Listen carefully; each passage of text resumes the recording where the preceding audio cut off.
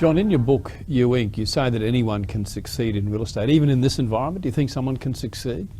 I think so, Kevin. I think if you take the right approach, these are the best times of all, because a lot of your competitors drop off. A lot of people start fearing the economy and start focusing on things that are sort of, I think, irrelevant to them. Like, what did the Dow Jones do last night?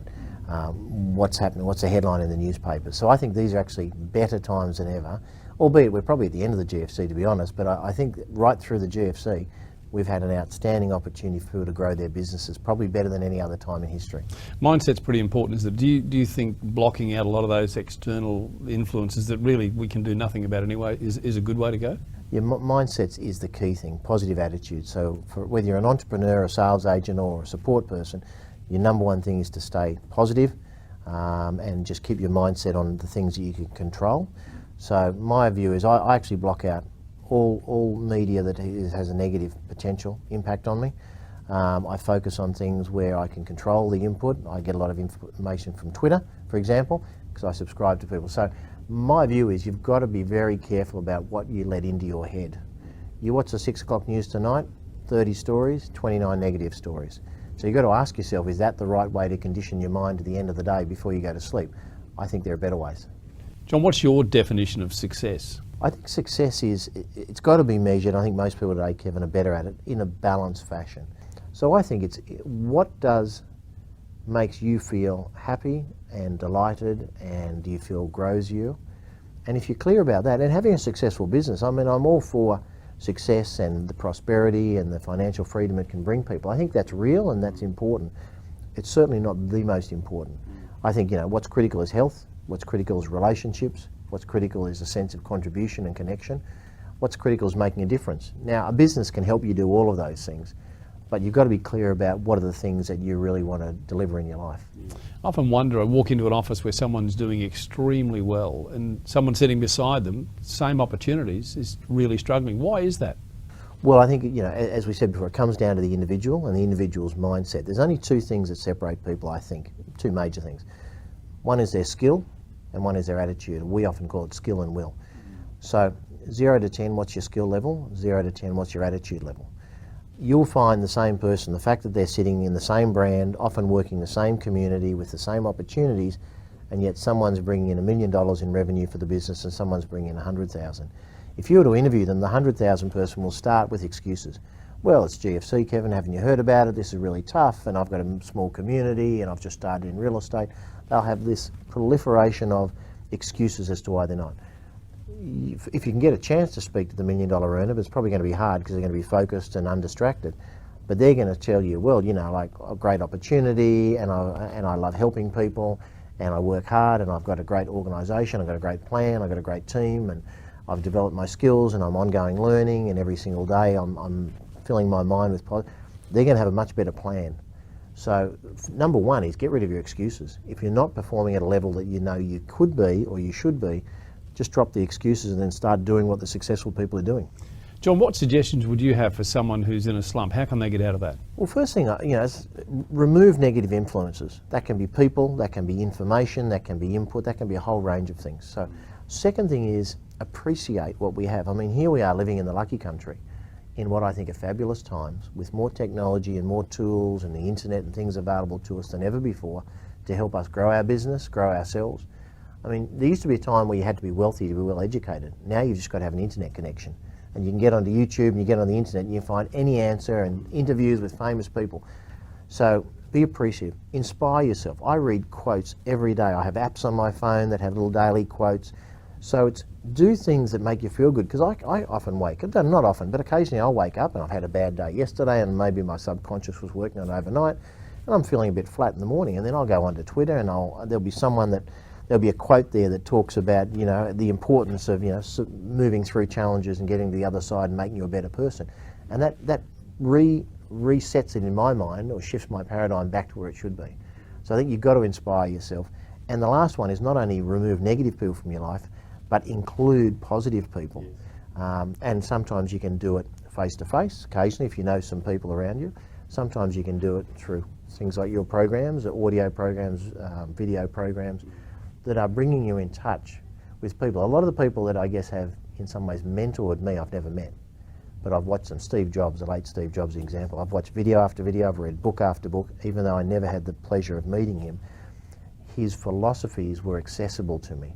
And I think that's really important. The philosophy and the teachings of great people are accessible to all of us. John, I've heard you talk about an inbuilt success thermostat. What does that really mean? What does it mean to you? So in essence, the success thermostat for me is you can achieve anything you want if you set your mind to it and you believe it. The problem is most people set something which is eminently achievable and it's not a great stretch because it's easy and because they, without stretching their belief system too much, they say, well, I can do 2 sales a month, no problem. Well, the problem is what if you could do 12 sales a month, but you never gave yourself the opportunity? So my question is, are you stretching yourself enough? Are you expecting enough? Because you will probably deliver what you set your subconscious as an expectation, not much more. So I'm all for, now, I'm not saying stretch it to a point where it's unbelievable for you. Can I run the 100 metres in 9 seconds? No, I can't. I don't believe that's a possibility. Could I be the world's best real estate salesperson or office? Yeah, I think I can. So, you've got to actually be able to connect with that. The problem is a lot of people have really they've down-traded there and they've shortchanged themselves so much on their goals. It's like turn up and you can hit it. That's not exciting for me. No wonder people burn out. John, someone watching this right now, what steps can they take to improve their outcomes? What can they do right now? Well, I think reality check of where you are and own your current reality. So don't say you're only doing 2 sales a month because the GFC. Just say you're only doing 2 sales a month because that's actually what you're doing in terms of your strategy, your energy, your skill level. So if you want to go to that next level, what are you going to do? Are you going to go and buy yourself a new suit, a new outfit? Are you going to get a business coach? Are you going to start joining the gym? Are you going to read a book a day? Are you going to start yoga or meditation? Are you going to start shadowing a great agent? What are the things? So build yourself a plan that works for you. Maybe you get to the office a half hour earlier and work a half hour later. Anything, most people out there, it's not, Kevin, the matter of can you do it? It's knowing what to do and then just doing it. Because all that stuff, I've just mentioned those things. If you started doing those tomorrow, you'd triple your sales in the next 12 months if you did them every day. But it's a matter of starting them.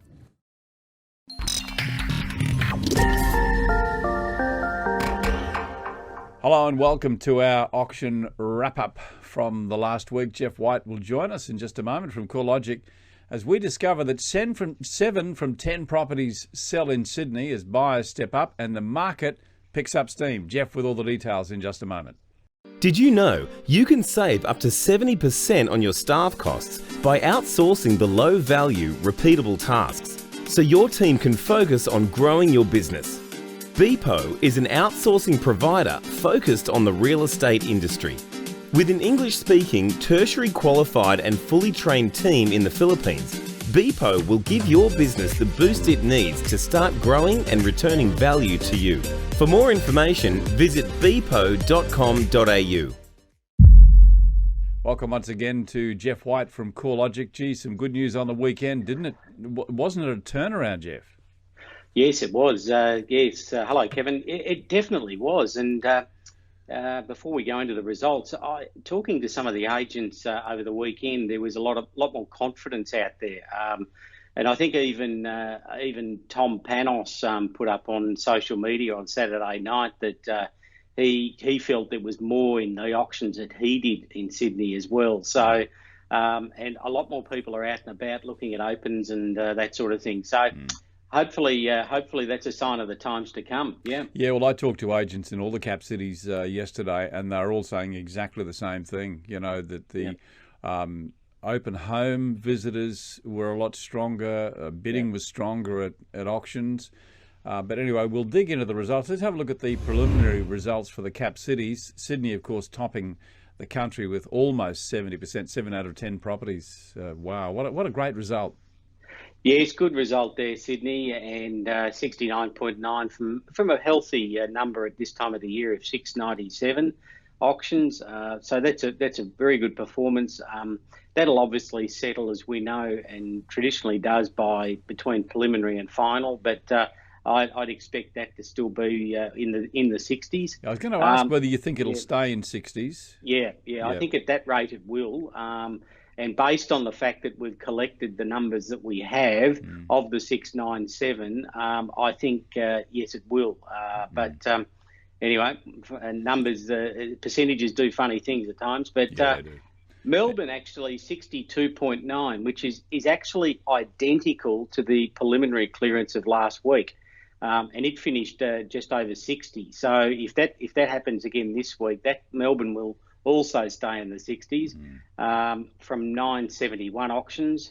Brisbane settled okay at 37. I think we were a bit higher last week, but more volume in Brisbane as well with 139 auctions, but still well within the ballpark there. Yeah, good news. We sold our property too. Just a bit of an update. Yes. Ours sold under the hammer. We had good bidding, and it was a great auction. The guys at Ray did a fantastic job though. Ray Wilson did a fantastic job for us. So pleased to see that we're amongst the ones that sold under the hammer on the weekend. Yeah, well, your property was a good one because it was right in the sweet spot for buyers. So I'm not too surprised about that, to be honest, Kevin. Well done, mate. I'm pleasantly surprised. Yeah, Canberra, okay. Interesting that Canberra's almost spot on with the weighted average for the nation as well. Yeah, that's right. From 63 auctions, 62.3. And of course Adelaide, 57.5, pretty healthy, really, from 135 auctions. So overall, Kevin, 62.6 from over 2,000 auctions to 2,041. So a good weekend so far. Yeah, well, and you will see how the week finishes. Yeah, indeed, mate. Yeah, we'll catch up with you on Friday on that one. Let's have a look at the Sydney sub-regions, mate. I cannot get over North Sydney and Hornsby. Nearly 86% off 109 auctions. That is unbelievable. Yeah, it is. It is. I sort of had to look at it twice. The highest number of auctions of any sub-regions and the highest clearance rate. So, atop the table on both fronts. In fact, the highest sub-region right throughout, including Melbourne. So, very strong market, North Sydney, Hornsby. Obviously, very good offerings this week. And, well done to the agents there. We've seen some other good results in Sydney as well, Kevin. The Inner West at 73.3 from 51 was a highlight.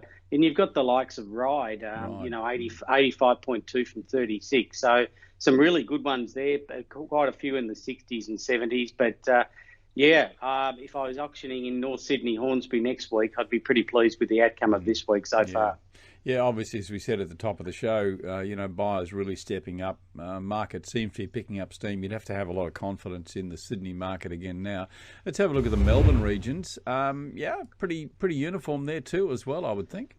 Yeah, everything above 50. Yeah. So the West was the lowest with 53.6 from 109 auctions. Still a pretty good clearance rate, and that can be a bit up and down from week to week. The highest being in the Mornington Peninsula. I haven't drilled into the types of properties sold there, but 83.3, only 25 auctions, but that's a pretty good result for the Peninsula. But the rest are pretty much in that 60s, high 50s, low 60s, into the mid 60s.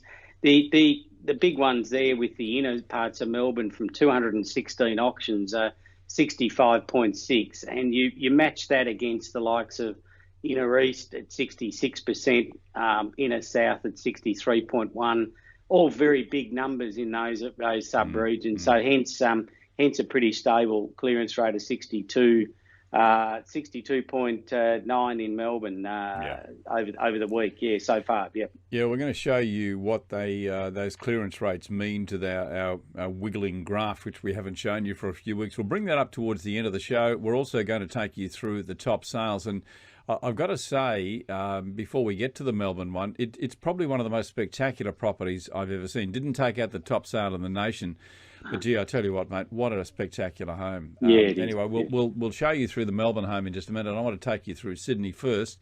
Top sale out of Sydney was, in fact, the top sale in the country, 5.265 million. McGrath's at Coogee selling the property at 12 Arthur Street, Bellevue Hill. Angus Gorrie and Samuel O'Reilly. What a great home. And these photos, just spectacular with that pool and, the house looking over the pool as well. Yeah, what a ripper of a property at $5,625,000. 625. I had it the wrong way around. My apologies. No, that's all right. There's a lot of numbers there, Kevin. Yeah, It's all right. yeah, there are. And well presented this home on the internet, as you'd expect for that sort of type of property. But a particularly good home, offering a lot of accommodation there. It's 658 square metres of land in that location, which is very sizable, offering a lot of bedrooms. When you see 6 bedrooms, 4 bathrooms, and 2 car, very versatile living, indoor, outdoor, lovely outdoor area, very tropical sort of surrounds around the pool at the back, and it also included a self-contained quarters as well, and yeah, lovely home, not far from Double Bay, Bondi Junction, all of the features there. So terrific result. Over 3 levels, come into the mid level and you go up and down. So I think the lower level was actually the self-contained area. That's right. Yes. Yeah. So terrific result from the guys at McGrath. Yeah. Okay. Well, let's take you to the Melbourne property, and this is the one that I think words escape me. This is just a wonderful looking property. Spectacular. Even the street appeal is just amazing. This property is situated 6 South Terrace at Clifton Hill. 4,515,000. Colin Sims, Anthony Harbour, and Anthony Woodley. 5 bedrooms, 3 bathrooms, 2 car. I would love to own this home. Yeah, it's a really nice home. Built around the 1890s. There's a bit of history with this, I think, too, isn't there? Did you read up on that? Yeah, I did. Renovated, and obviously had a lot of work done to it over the period of time. It has 3 zoned living areas. It's clearly Victorian in style, and a ripper property with 5 bedrooms, 3 bathrooms. Just one you wouldn't find too often. It got a lot of publicity in terms of editorials and that sort of thing. So yeah, well done. What's the history there? I noticed one of the photographs we featured was Grace Darling. Do you know offhand the history of that? No, I don't. Well, she was renovated by an architect owner, and that it has former ownership by Grace Darling by the way it reads. So So parkland and city views too. 435 square metres, which is, for Clifton Hill is actually a good size allotment, and close to all the parks and everything up there. But Anthony Woodley, been with Colin Sims a long time, and really got a lot of marketing out of this one, and a great job. Yeah. It looked to me from some of these photos we had there that the park is directly across the road too. Yes. Is that right? It looks like it. That's right. And also, the fact that they've done what they've done to this property and maintained a lot of the original features. As you walk in. Those really Victorian style features, and then just go out the back and it's transformed. It's amazing. Yeah. So it's a great mixture of the new and the old with this, and a lovely home. Great result. Yeah. All right, I want to take you to the Brisbane market now. A couple of sales I can tell you about here, because the sale actually that took out top sale of the week sold during the week, Wednesday, in fact, Wednesday 22nd, last Wednesday, 56 Wellesby Street at New Farm, 1,525,000, Ray White Ascot, Dwight Ferguson and Alexander Sheen, 4-bedroom. Let's have a look at some of the photos here, and this is a renovated typical Queenslander. That's the Queenslander style. Yeah. Geoff, very popular, allows a lot of breezes, but looks like a nice renovation. The agents have said that there's opportunity to add a few more touches to it, so I would guess, it's only a guess, that it was renovated a few years ago. Yeah, it seems to read that way, doesn't it? And a lot of, prime position, and they've highlighted that in the description there, 506 square metres, 3-bed or 4th with an office, obviously with walk-in robe and ensuite, all of those sorts of things. But a very, very appealing home, presented very well, tastefully done. And I'm sure, the new owner could do other things to it. But a really good result. And as you say, a typical sort of Queenslander home, but very practical home because of the elevation, overlooking the pool at the back with that living area at the top there. it's a good result, a very good result, and I think the position probably really dragged them in this one there, Kevin. Yeah, New Farm's the top spot. Yeah. The top sale, in fact, over the weekend was a property in Paddington, also on the close into the city. Sold by Remax, $1,155,000 for the property at 9 McCarthy Street at Paddington. So well done. A couple of good sales during the week out of the Brisbane market. Let's go to Adelaide, Geoff, and have a look before we bring up our wiggly, wormy graph, which I love to show, especially today. 140 Alexander Avenue in Toorak Gardens. I didn't know there was a Toorak Gardens in Adelaide, but there you go. So great home, this one. LJ Hooker selling it to Andrew Welsh. Andrew's done fairly well. I think we've featured Andrew in a top sale out of Adelaide in the past. Yeah, I think we have actually. Yes, this particular home was part of the winding up of an estate. It was a home that was built, I think, around the 1914 period. Again, it's had same ownership for about 46 years, and it's a renovator's delight. This one, very original inside, but what an allotment! Over 1,000 square metres. Yeah. So it gives you the opportunity to do a lot of things here, but it does have, split system, air conditioning and fireplaces and, long driveway to the rear area there. But it's a great home to start to do something with. And, a good result too, a terrific result. I love the library in this one too, and all the books still in the library. I noticed that. Some of those windows, aren't they spectacular? You might see those windows at the front of the house there. I think they were beautiful LED light, just gorgeous. Absolutely, and downstairs you've got to what would be a very original cellar. With that big wine barrel. Yeah, that's right. So you could imagine just renovating all of that and just maintaining a lot of those features. So. A great result. Well done. Yep, no doubt the owners there are going to have to roll their sleeves up a little bit. Hey, let's bring up my favourite graph, and this is the wiggly worm.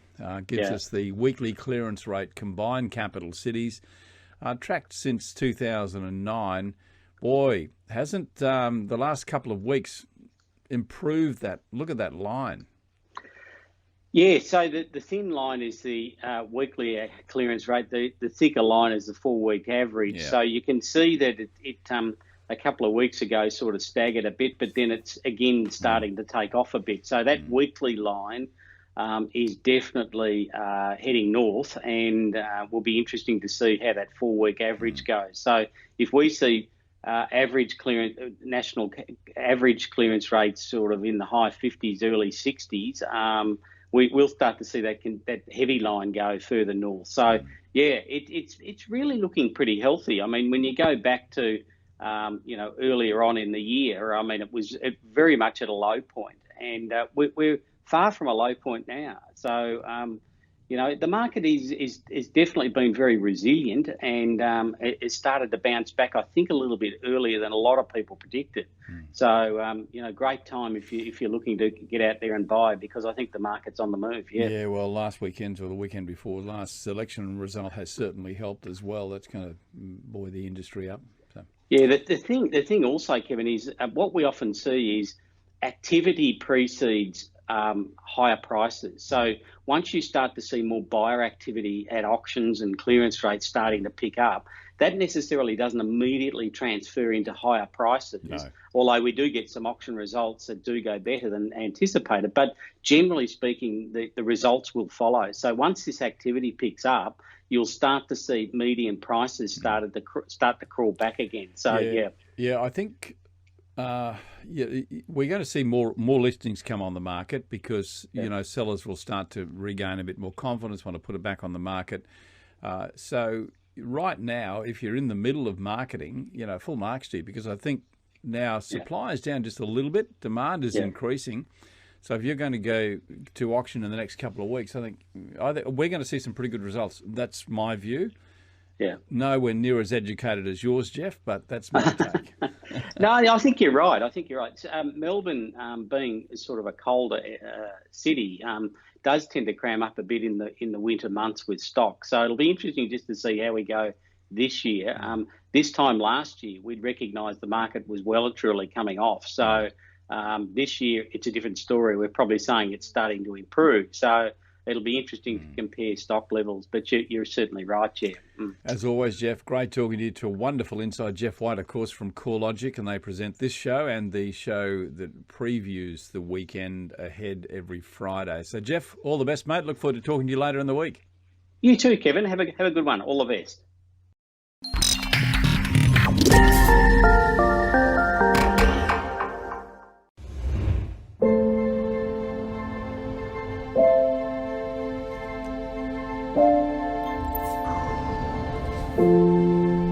Evening, Clara. Home, please. David, what's on your mind? I was just thinking of a different time is all. It was a time when I used to sit up there, you know. Driving wasn't just about being taken from place to place, but going somewhere. Feeling something along the way. Please, David, you should relax. I'm afraid that's just the problem. David, where are you going? David? David?